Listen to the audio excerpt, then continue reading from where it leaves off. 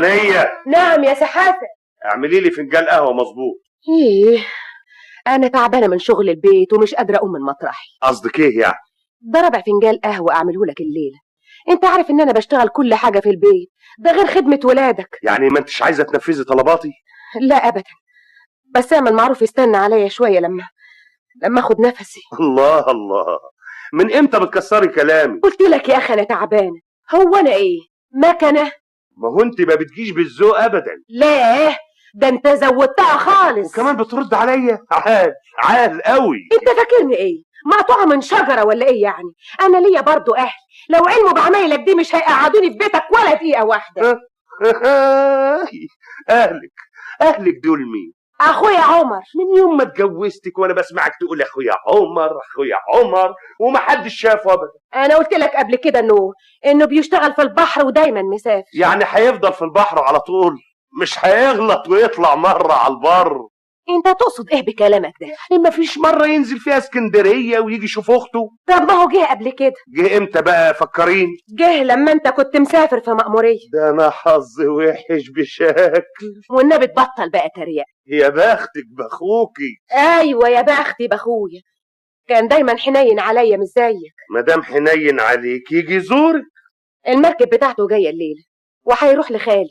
اما اشوف كلامك ده صحيح ولا لا، وتفضلي بقى اعملي اللي قلتلك عليه.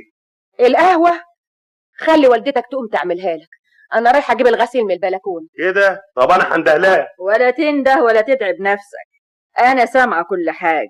هي بتتأمر عليك كده ليه؟ والله ما انا عارف يا اما اعمل فيها ايه، لكن انا عاذرها بس عشان الاولاد. وتعذرها ليه؟ عشان الشغل كتير عليها يا اما.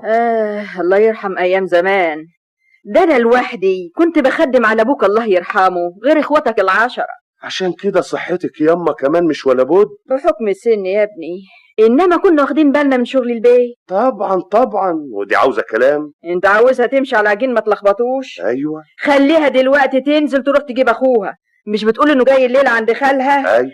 تتفضل من غير ما ترود وما تجيش الا معاه، ما نشوف اهلها دول فين. طب ومين بقى اللي هيخدمني انا واولادي يا ام؟ وانا رحت فين؟ انا اخدمك بعناية يا ابني. اللي محدش شاف اهلها من يوم جوازها. بس شاطره في طولة اللسان، مش كفايه قاعده اكله شاربه واعمل لها كيان وسط الناس؟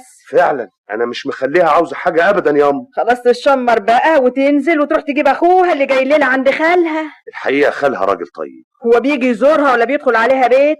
بيقول ان عنده مشاغل ولا بيفضاش ابدا. انده لها دلوقت وصمم على الكلام اللي بقوله لك دلوقت، انا امك وعارفه مصلحتك كويس. يا ثانيه يا ثانيه. نعم.